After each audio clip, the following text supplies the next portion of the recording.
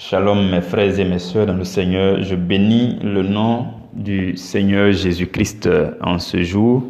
Nous nous retrouvons, nous sommes donc au dernier jour de la semaine, de notre semaine d'enseignement. Je bénis le nom du Seigneur.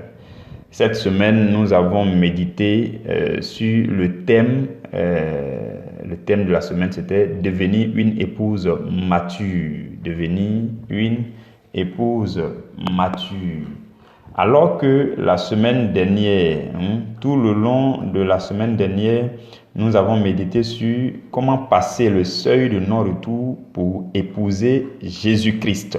Et la semaine d'avant, qui était la toute première semaine, nous avons parlé du fait de se préparer pour épouser Jésus.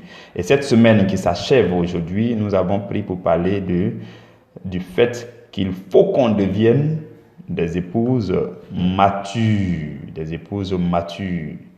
Le lundi, déjà, nous avons médité sur le fait qu'une épouse mature doit apprendre à accepter la parole dans sa totalité.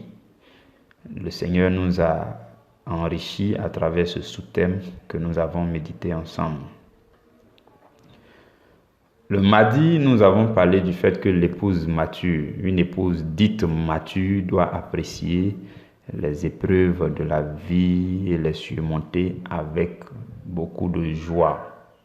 Parce que l'épouse mature est consciente que son époux est présent, ou alors l'esprit de son époux est présent, et donc remplie d'assurance, elle avance dans la vie en toute sérénité. Ce sont ces choses qu'on a vues le mardi. Et nous avons vu que malgré les épreuves de la vie, malgré même les tentations, l'épouse mature doit demeurer sereine.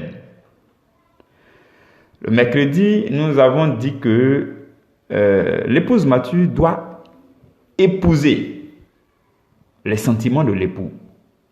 Et là, nous avons parlé du fait que quand Jésus était sur la terre, il éprouvait des sentiments. Il avait sa manière de concevoir des choses. Nous avons parlé de l'humilité de Jésus-Christ qui s'est abaissé jusqu'à la mort sur le bois de la croix dans Philippiens chapitre 2. Et nous avons dit que c'est un exemple à imiter. Donc, parce que dès le verset 5 de Philippiens chapitre 2, de Philippiens chapitre 2, il est écrit « Ayez en vous les mêmes sentiments qui étaient en Jésus-Christ ».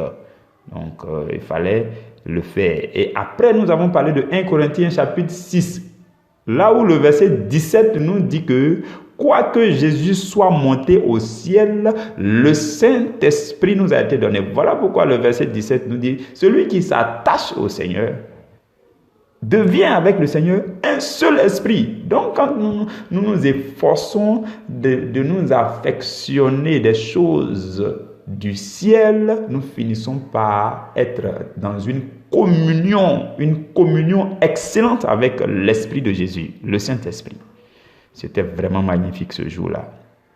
Jeudi, nous avons vu le fait que l'épouse mature doit être à jamais liée à l'époux. Et là, nous avons tenté de dire un peu en 3 points ce que l'épouse mature doit faire. Parce que si c'est la mort physique qui sépare monsieur et madame sur la terre, ça veut dire que c'est la mort spirituelle aussi qui peut séparer Jésus-Christ et son épouse que vous et moi nous sommes. Et comme Jésus-Christ ne meurt jamais, c'est lui qui peut mourir, c'est nous. Mais loin de là. Donc, qu'est-ce que nous devons faire pour ne pas mourir de la mort spirituelle qui sépare de Jésus, notre époux? Et nous avons cité 3 choses. Nous avons dit que la première chose, il fallait faire son bilan régulièrement, s'asseoir pour identifier ce qui tente de vous détacher de votre époux. Et deuxième chose, il faut les présenter à l'époux pour demander l'aide de l'époux, pour dire, viens-moi en aide parce que je suis si faible et si je suis ton épouse, viens et soutiens-moi. Et la troisième chose, c'est d'obéir au Saint-Esprit parce que dès que vous allez prier au niveau de la deuxième chose, l'époux va envoyer son esprit pour dire, va donner des directives, des instructions à mon épouse. Et il faut qu'elle obéisse pour que elle demeure avec moi, pour que rien ne puisse la séparer de mon amour. C'était magnifique ce jour-là. Je bénis vraiment le nom du Seigneur. Et hier, vendredi, nous avons vu le fait que l'épouse mature est prête. L'épouse mature doit être disposée à être un disciple accompli. Nous avons rapproché ces deux expressions. Nous avons dit que l'épouse simple et le disciple simple n'ont pas toujours les mêmes attitudes. Par contre, lorsque l'épouse devient mature et que le disciple de son côté devient accompli, les deux deviennent les mêmes personnes. Les deux ont les mêmes charges, les mêmes responsabilités. Les deux s'occupent des affaires de Jésus-Christ de Nazareth. Bon, ça c'est encore très frais dans notre esprit. Je bénis le nom du Seigneur. Aujourd'hui, frères et sœurs, nous parvenons à la fin de la semaine. Je bénis le nom du Seigneur. Je voudrais que vous puissiez vous joindre à moi pour que nous puissions adorer un peu le Seigneur. Parce que le Dieu que nous adorons, que nous servons est magnifique. Il est digne de gloire, digne d'être magnifié, digne d'être célébré. Nous n'avons pas toujours le temps de faire de longues prières ici parce qu'il y a beaucoup de choses à enseigner et chacun prie de son côté avant de méditer ou après avoir médité. Mais lorsque nous avons une petite occasion que l'Esprit nous donne, il faut qu'on adore Dieu. Voilà pourquoi tu vas te joindre à moi pour que nous puissions magnifier le Seigneur. Roi de gloire, nous voulons te dire merci. Seigneur, tu es digne d'être élevé. Oh Seigneur, à qui irions-nous? Tu es sans pareil, tu t'occupes tellement bien de nous, Seigneur, tu nous connais, tu nous admires, Seigneur, et tu nous préserves, tu nous gardes précieusement dans le creux de ta paume, Seigneur, ta main, tu veilles sur nous, tu veilles sur nos familles, nos proches, Seigneur, tu es avec nous, tu marches avec nous, ton Esprit Saint est toujours disponible et tu déploies les anges, Seigneur, pour faire notre sécurité. Voilà pourquoi je te dis merci. Je te dis merci, Seigneur, pour chacun de tes enfants sur ce groupe prioritaire à l'Évangile C. Je te dis merci, Seigneur, pour la vie que tu nous donnes, pour le souffle de vie que tu continues de nous donner. Seigneur, la quantité d'air qu'il nous reste à respirer est encore suffisant parce que c'est toi qui fabriques cela et tu nous donnes ça gracieusement. Et chaque matin, Seigneur, de cette semaine, tu es venu et tu nous as réveillés. Tu as envoyé tes anges pour dire allez-y réveiller mon fils, allez-y réveiller ma fille parce que j'ai un projet pour eux. J'ai un projet et ce n'est pas un projet de malheur mais un projet de paix et de bonheur. Je les ai envoyés sur la terre, je les ai semés, je les ai investis sur la terre pour porter beaucoup de fruits. Roi de gloire, tu t'occupes de nous, tu veilles sur nous et nous voulons te dire merci, Seigneur. Nos mots sont si faibles pour te dire merci. Nos mots sont si faibles pour t'élever, pour te magnifier, pour te glorifier. Tu es digne d'être célébré, Seigneur. Voilà pourquoi tout ce qui se passe au ciel jour et nuit, c'est l'adoration. Les 24 vieillards, les 4 êtres vivants passent chaque instant de leur vie à t'adorer, à te célébrer. Et tous les anges, les myriades et des myriades d'anges se joignent à eux. Tous ceux qui vivent et respirent se joignent à eux pour t'adorer, pour te célébrer. Et nous aussi, Seigneur, nous voulons nous joindre à eux en ce jour pour t'élever, pour te dire merci pour tout ce que tu fais dans nos vies, pour te dire merci pour ta présence, merci de ce que tu es notre Dieu, merci de ce que tu es pour nous, ce que ta parole nous révèle que tu es, merci de ce que tu es le je suis. Tu as été le je suis dans notre vie passée, tu es le je suis dans notre vie présente et tu seras le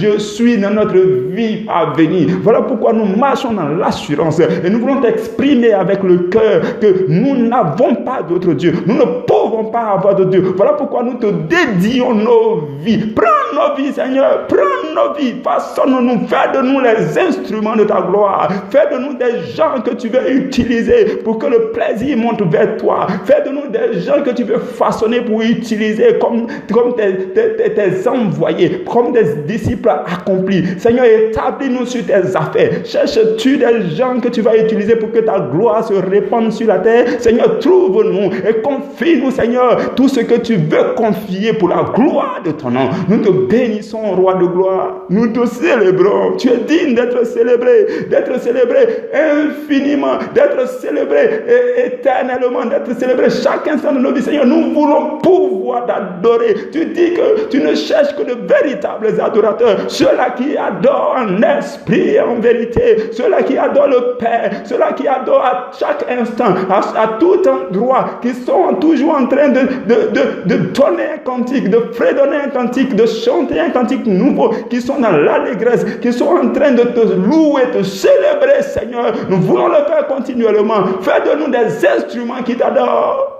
Fais de nous, Seigneur, des gens qui t'adorent. Nous te supplions, Roi de gloire. Nous voulons demeurer dans ta présence. Le roi David pouvait dire, mon désir le plus ardent, c'est de demeurer dans la maison de l'Éternel, dans les parvis de son temple, tous les jours de ma vie. Nous voulons demeurer dans ta présence, Seigneur. Parce que dans ta présence, nous bénéficions de ta lumière, nous bénéficions de ta force, nous bénéficions de toutes les ressources célestes, nous bénéficions, Seigneur, de la sécurité du cortège d'anges, nous bénéficions d'une assurance, nous bénéficions d'une paix intérieure, un repos, d'une guérison. Seigneur, nous bénéficions des soins célestes. Voilà pourquoi nous voulons demeurer à tes pieds. Nous voulons demeurer à tes pieds. Parce que tous ceux qui demeurent à tes pieds, ceux-là ont choisi la meilleure part. Et ce qu'ils ont choisi ne leur est jamais ôté. Voilà pourquoi, Roi de gloire, nous sommes là. Et tu l'as proclamé pour dire, tu l'as dit, tu dis ta parole lorsqu'elle descend comme la neige, comme la pluie. Seigneur, tu as dit que cette parole ne retourne jamais à toi sans avoir porté beaucoup de fruits. Voilà pourquoi, Seigneur, tu es en train de nous affermir. Tu es en train de nous enseigner. Ta parole descend chaque jour dans nos cœurs, Seigneur. Et cette parole qui est en train de germer va porter beaucoup de fruits avant que la gloire ne remonte vers toi. Seigneur, nous voulons te glorifier. Nous voulons te dire merci pour tout ce que tu fais pour nos vies. Nous voulons te dire merci, Seigneur, parce que tu t'occupes tellement bien de nous. Oh Seigneur, tu nous traites.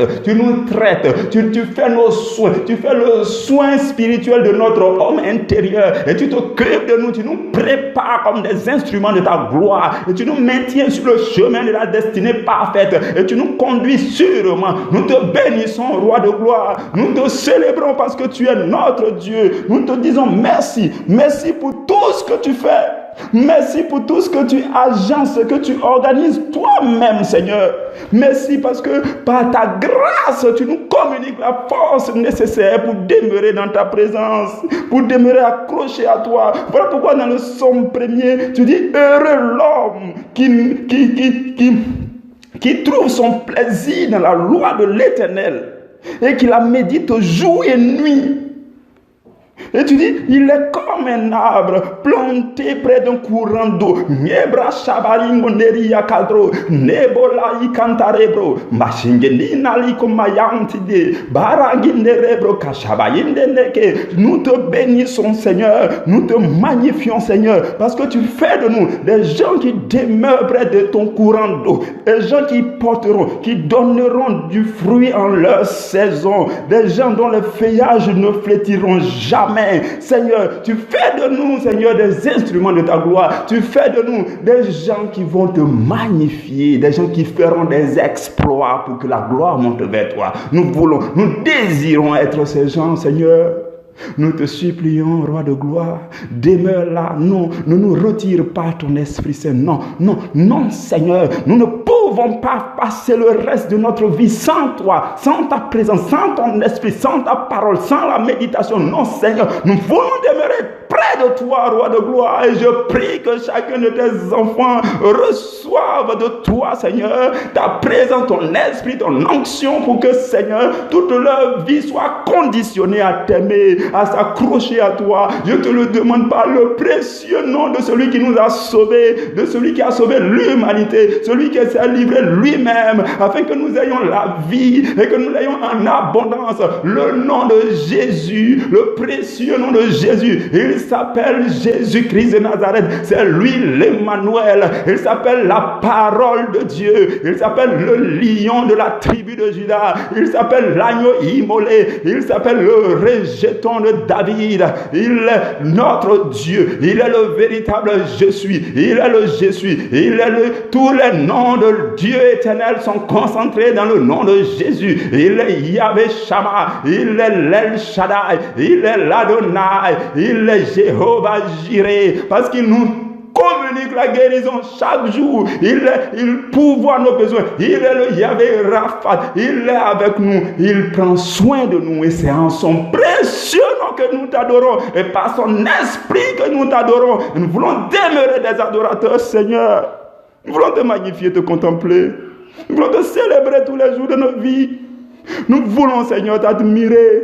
Nous voulons pouvoir te dire d'une manière spéciale que nous t'aimons, Seigneur. Nous voulons pouvoir le dire avec le cœur. Te dire, Seigneur, nous t'aimons, Seigneur. Nous voulons te suivre, Seigneur. Nous voulons poser nos pas dans les pas de Jésus. Nous voulons avoir pour modèle unique et parfait le modèle de Jésus. Nous voulons avoir pour modèle ton Fils unique, sa vie sur la terre et tout ce qu'il nous a enseigné. Nous voulons marcher dans les traces de Jésus. Seigneur, nous te supplions, saisis-toi de nous, non. Nous ne pouvons pas nous saisir de toi, non. Parce que quand les temps seront difficiles, nous allons lâcher. Mais nous préférons plutôt que toi, tu te saisisses de nous et que tu nous tires vers toi, dans ta présence continuellement. Roi de gloire, donne-nous de marcher après toi. Communique à nos cœurs, Seigneur. Par ton esprit, répands dans nos cœurs l'amour divin. Je t'en supplie, Seigneur. Nous voulons t'aimer. Nous ne voulons pas venir à un stade, Seigneur, où nous ne voulons plus. Nous voulons haïr le péché parce que le péché te blesse le cœur. Et nous voulons t'aimer, Seigneur, afin d'être ton plaisir sur la terre. Béni sois-tu, roi de gloire. Magnifique es-tu. Tu es Dieu. Tu es vivant. Tu es saint. Tu es notre Dieu. Gloire à toi, Seigneur. Louange à toi, Seigneur. Magnificence à toi, Seigneur. Élévation, souveraineté, prééminence à toi. Nembraos kendebro masakari atabro tingadina la karaka atarabro shebaya nindelengi maotebra sakabindo mabarara kadaria. Béni sois-tu éternellement. Tu es notre Dieu. Et je t'adore, Seigneur. Merci. Merci pour cette merveilleuse semaine. Merci pour ce week-end qui se dessine devant nous. Béni sois-tu pour ta présence continuelle. Dans le nom de Jésus-Christ de Nazareth. Amen. Frères et sœurs dans le Seigneur, notre sous-thème de ce jour du samedi 23, c'est juste un message qui est destiné à des gens qui sont disciples, mais qui ne sont engagés nulle part. Vous voyez, nous avons enseigné et jusqu'à hier, nous avons fini par dire que Jésus a dit la moisson est abondante, mais les ouvriers sont peu nombreux. Il faut que tu sois épouse mature, que tu sois disciple accompli, il faut que tu te mettes à la tâche de Jésus-Christ. Donc aujourd'hui, c'est un message particulier que je voudrais adresser de la part du Seigneur, que je voudrais adresser à tous ceux-là qui sont disciples de Jésus, mais comme en secret, quoi. C'est-à-dire que eux là, ils ne sont pas engagés quelque part, ils sont pas impliqués quelque part, mais ils aiment Jésus. Ils vivent leur vie chrétienne là, ils disent, bon, j'aime Jésus, bon, depuis que maintenant même les YouTube, les réseaux sociaux peuvent offrir des prédications, ils sont disciples, mais comme en secret. Et en même temps, ils ont de grands rêves. Ils veulent devenir grands. Ils veulent faire des exploits. Mais pour l'instant, ils ne sont pas membres d'un département d'une communauté. Ils ne sont pas quelque part. Non, non, pas du tout. Ils n'exercent rien. Ils ne font rien. La dernière fois, quand je nous donnais les 3 questions simples qu'il faut se poser à la fin de chaque journée pour savoir si votre journée a réussi, les 3 questions, il y avait... la première question, c'était qu'est-ce que j'ai accompli pour Dieu?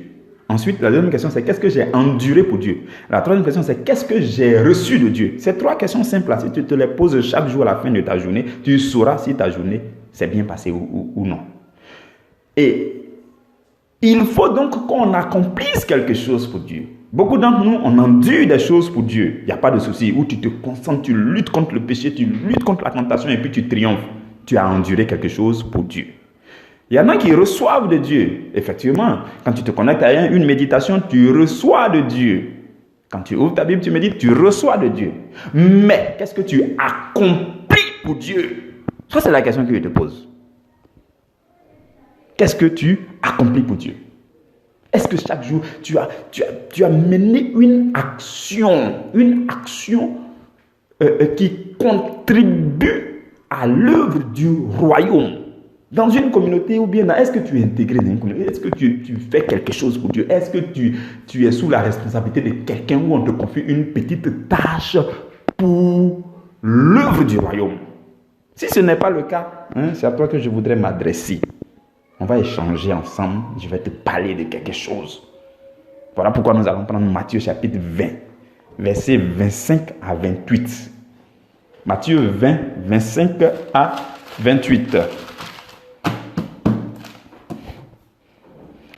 La Bible dit, Jésus les appela et dit, en fait, c'est les disciples de Jésus qui étaient en train de discuter qui va devenir le plus grand, qui veut être le plus petit, qui est le plus petit, qui est le plus grand, ainsi de suite. Donc Jésus les a appelés et puis dit, vous savez que les chefs des nations les tyrannisent et que les grands les asservissent. Verset 26, il dit, il n'en sera pas de même au milieu de vous. Mais quiconque veut être grand parmi vous, qu'il soit votre serviteur. Et quiconque veut être le premier parmi vous, qu'il soit votre esclave. C'est ainsi que le Fils de l'homme est venu, non pour être servi, mais pour servir et donner sa vie comme la rançon de beaucoup. Mes frères et mes sœurs, ce que je voudrais qu'on retienne, c'est que celui qui veut être le plus grand doit être serviteur d'abord. C'est ce que je veux nous dire aujourd'hui. Il ne nous reste pas assez de temps. Ce que je veux dire, toi, tu admires Jésus. Tu écoutes les méditations. Tu lis ta Bible. Tu admires Jésus. Tu vois les œuvres que Jésus a accomplies. Souvent, tu vas sur Internet, tu vois la vie de certains hommes de Dieu. Tu lis souvent leurs livres. Tu vois les exploits qu'ils ont accomplis avec Jésus. Ils ont fait de grandes choses avec Jésus. Toi aussi, tu veux faire. Tu veux devenir grand. Mais tu n'es pas engagé quelque part. Tu n'as même pas encore commencé quelque part. C'est-à-dire, toi, tu es devenu mûr avant même de grandir. C'est-à-dire que tu me dis, tu es chargé, tu connais. Mais tu n'as pas encore commencé quelque part. C'est un peu risqué. Parce que Jésus dit, si quelqu'un veut devenir grand, il doit commencer par être serviteur. Mes frères et mes soeurs, ce que je veux nous dire aujourd'hui, sans trop m'attarder sur les passages, il y a plein de passages de Bible qui disent ça. Ce que je veux nous dire aujourd'hui, c'est que quelqu'un qui n'a pas appris à servir ne peut jamais être un bon maître, un bon dirigeant. Ce n'est pas possible. Ce n'est pas possible.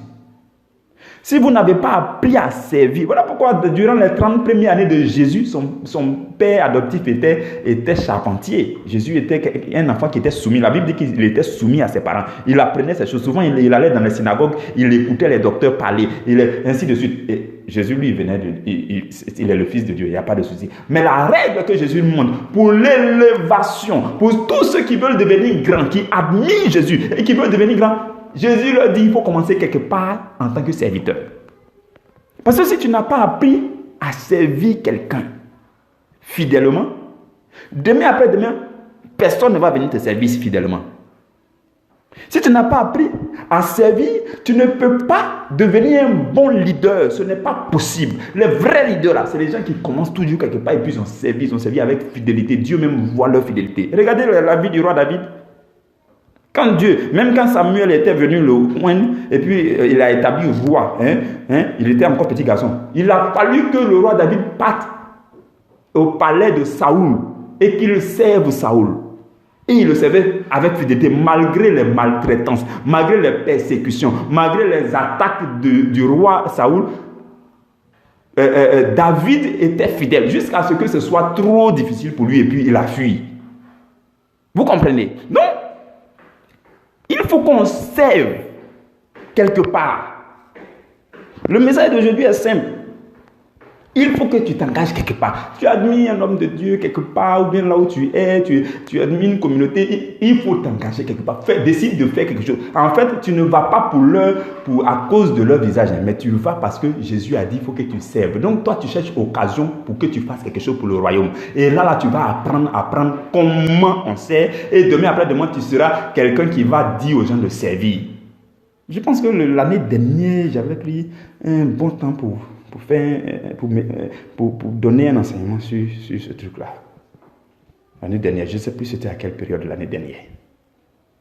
Mais c'est ça le secret de l'élévation. Si quelqu'un rêve d'être grand, on ne sort pas comme ça et puis on est grand. Non. On commence petit, quelque part. Et puis on sait, avec humilité, fidélité. C'est quand Dieu voit. La Bible dit quoi? La Bible dit que c'est quand on est fidèle en de petites choses que Dieu nous confie de grandes choses. Donc les grandes choses, vous êtes en train de rêver à ça là. Ça ne va pas sortir comme ça bien. Ce n'est pas possible. Dieu envoie d'abord petites choses. Il veut voir si tu es fidèle dans petites choses. Petites choses. Peut-être la communauté que tu vas intégrer, ou bien le département que tu vas intégrer là. Quand tu vas rentrer là-bas, on va te confier une seule tâche, une petite tâche seulement par mois. Est-ce que tu es fidèle dedans? Premier mois, deuxième mois, troisième mois, quatrième mois, un an. Est-ce que tu es fidèle? Oui. Dieu dit bon, je vais lui confier quelque chose de plus grand, un peu plus grand, ainsi de suite, ainsi de suite, ainsi de suite. Le roi David là, c'est parce qu'il était fidèle derrière son petit troupeau que Dieu lui a confié le peuple d'Israël. Je ne sais pas si vous comprenez ces petites choses-là. Joseph, c'est parce qu'il était quand il était en prison là, il était le meilleur des prisonniers. C'est pourquoi Dieu lui a donné Égypte. Et il est devenu gouverneur d'Égypte. Donc, c'est toujours par les petites choses. Si tu m'entends et que tu aimes le Seigneur, tu veux vraiment faire des exploits avec le Seigneur, tu sens en toi des dons potentiels que tu veux développer, tout ça. Si tu n'es pas encore intégré quelque part, approche-toi d'un homme de Dieu que tu admires et regarde ton emploi du temps, ta disponibilité. Il faut aller leur dire, je veux faire quelque chose pour le Seigneur. Je veux servir. Je veux. Et puis tu t'approches et puis tu regardes pour voir comment on sait, comment on fait. Avec humilité. Parce que comme je nous l'ai dit là, le principe là est clair. Si quelqu'un n'a pas appris à servir là, il ne peut jamais être un bon leader. Ce n'est pas possible. Parce que quand il sera un leader, il sera un mauvais leader. Parce qu'il n'a pas appris à servir, il ne connaît pas le problème de ceux qui servent, les difficultés liées à tous ceux qui servent, tout ça, il n'a pas vécu tout ça, il n'est pas expérimenté en matière de service, il ne connaît pas les difficultés de tous ceux qui servent. Donc quand il devient leader, là, il ne comprend pas tout ça, donc il marche sur tout le monde, il écrase tout le monde, parce que lui, il n'a pas servi. C'est pour ça souvent, il y a des gens, quand on les prend brusquement, on les met DG d'une entreprise, là, ils marchent sur tout le monde, ils insultent tout le monde, parce qu'ils n'ont pas commencé petit. Vous comprenez, mes frères et mes sœurs, c'est le message d'aujourd'hui. Le message d'aujourd'hui, le Seigneur veut juste nous interpeller pour ceux qui souhaitent se mettre quelque part au service du Seigneur. N'hésitez pas. Même quand vous allez partir, si on veut vous rejeter, on n'a qu'à vous faire ceci. C'est votre classe, c'est votre apprentissage. Chacun doit faire ses classes. On ne commence pas au CP1, CP2, et puis brusquement on passe en terminale. Non, il faut passer les épreuves de CP1, les épreuves de CP2, les épreuves de C1, les épreuves de ainsi de suite, les épreuves de CM, les épreuves ainsi de suite, pour aller faire épreuve de terminale. C'est comme ça, mes frères et mes soeurs. Maintenant, si tu dis, moi, tellement mon rêve est grand là, il faut que moi, il commence en terminale. Ah oui, il y en a qui pensent comme ça. Oh non, j'aime Jésus. Non, moi, il faut que je commence en terminale. Ça ne va pas marcher. Si on te prend en terminale, tu vas doubler. Tu vas redoubler. Combien d'années pour arriver en terminale? 13 années. Tu vas doubler 13 fois. De sorte que ceux qui sont allés au CP1 là-bas, ils ont appris petit jusqu'à ils vont venir te rattraper. Non, le mieux, ce n'est pas de commencer grand, de dire non, il faut que, bon, quand je commence à faire l'œuvre de Dieu là, bon, moi je deviens responsable de tel département, ou bien moi je deviens berger de telle grande communauté. Non, ce n'est pas ça. Ça ne marche pas comme ça. Donc c'est aujourd'hui là que tu dois décider si tu veux commencer petit ou pas. Mes frères et mes soeurs, je vais m'arrêter là. Je m'arrête là, c'est juste un message à l'endroit de tous ceux-là qui sont disciples, qui sont amoureux du Seigneur, mais qui ne se sont pas encore mis à la tâche. Que le Seigneur, dans son infinie bonté et par son esprit, vous ouvre les yeux pour que vous puissiez identifier un endroit, une communauté, un homme de Dieu vers qui vous allez partir et puis vous allez commencer à apprendre un peu. À partir de là, Dieu va vous élever. Quand vous serez fidèle dans les petites choses qu'on va vous confier là-bas, Dieu va vous confier de grandes choses. Et Dieu lui-même là, il va venir et puis il va vous détacher, il va vous prendre de la communauté, il va vous dire bon, sa formation est finie ici, bye bye, je l'envoie ailleurs. Et puis Dieu va vous déposer ailleurs pour faire de grandes choses. C'est comme ça que Dieu fonctionne. On n'est pas toujours appelé à rester dans la même communauté. Ça, je le prêche souvent. Je dis oui, effectivement, ce n'est pas une histoire de non, je suis né ici, il faut que je reste ici. Ce n'est pas comme ça. Dieu envoie ici, il te forme un peu. Peut-être il va t'envoyer là-bas, il te forme un peu. Il y a des gens là, des grands hommes de Dieu. Il y en a qui ont commencé méthodistes, ils sont passés catholiques, après ils sont devenus évangélistes. Ah oui, comme je vous dis souvent, moi je suis plus chrétien que religieux. Donc je suis d'accord avec le ministère du Saint-Esprit. Le Saint-Esprit déplace ses pions comme il veut. Il dit, toi, tu as été formé ici, voilà ce que tu devais apprendre, tu as fini. Il faut partir, prendre tes bagages, va aller là-bas, ainsi de suite. En fait, le plus important, il faut que tout se fasse dans un esprit assaini, de façon sage et tranquille, sans que quelqu'un soit confronté avec quelqu'un, ou bien il y ait des séparations bizarres, tout ça. Non. Si tout se fait avec sagesse, là, vous allez voir que c'est Dieu, c'est le ministère du Saint-Esprit qui s'accomplit. Toi, tu as commencé dans telle église. Tu n'es pas censé rester là. Tu as fini ici, va là-bas, ainsi de suite. Moi, je regarde toujours l'intérêt du Seigneur Jésus. Si vous m'entendez bien, quand je prêche là, je regarde l'intérêt du Seigneur Jésus. Je ne regarde point l'intérêt d'une église. Je ne regarde point l'intérêt d'un homme. Je ne regarde point l'intérêt des hommes. Je regarde l'intérêt du Seigneur Jésus. Et quand tu plonges ton regard dans la Bible, tu découvres quel est l'intérêt du Seigneur Jésus. Lisez bien les Actes des Apôtres et vous allez voir que les disciples, là, la première communauté, là, ils ne sont pas restés ensemble. À un moment donné, les gens se sont éclatés. Philippe, l'évangéliste, il est levé, il est allé en Samarie. Après, il est allé à Azote. Après, il est allé à Césarée. Il est allé faire son ministère. Pourquoi Pierre n'a pas dit non, toi, il faut rester dans l'église de Jérusalem? Non, ce n'est pas comme ça. Regardons le ministère du Saint-Esprit et comprenons que c'est dans l'intérêt du Seigneur Jésus. C'est le plan du Seigneur Jésus pour que le monde entier soit atteint, pour que les chrétiens s'explosent. C'est comme ça. Mais il faut que tu commences quelque part. Et Dieu va t'envoyer ailleurs. Et Dieu va t'envoyer encore ailleurs, ainsi de suite, pour que tu fasses ton trajet sur la terre à la gloire de Dieu. Béni soit le nom de l'Éternel pour ce moment que nous avons passé ensemble. Je donne gloire à Dieu pour vos vies. Et je nous recommande tous à la grâce du Seigneur pour ce week-end. Que Dieu vous bénisse. Que Dieu bénisse votre journée de samedi. Que Dieu bénisse votre journée de dimanche.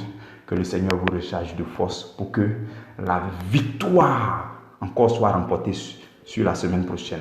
Il faut que nous puissions triompher de jour en jour, de semaine en semaine, parce que nous avons Jésus. Parce que nous avons Jésus là, nous sommes condamnés à triompher. Satan même le sait. Quand il vous regarde, et puis il regarde votre assurance dans le Seigneur Jésus, votre foi, votre croyance au Seigneur Jésus, il vous regarde lui-même, il tremble. C'est comme ça. Et quand chaque semaine arrive, nous on prend la semaine, on remue la semaine, et puis le fruit de la semaine tombe dans nos paniers. On prend, on avance, ainsi de suite. C'est comme ça les chrétiens, mes frères et mes sœurs. Le chrétien là, c'est pas une affaire de... Non, c'est une affaire de domination dans le spirituel. C'est une affaire d'autorité. C'est une affaire de marcher dans le surnaturel, dans les miracles. Et puis tu crois follement en Jésus. Et puis tu t'abandonnes totalement en Jésus. Et puis ce qui arrive à ta vie là, c'est des choses magnifiques et merveilleuses que les gens admirent pour la gloire de Dieu. Que le Seigneur vous garde. Amen.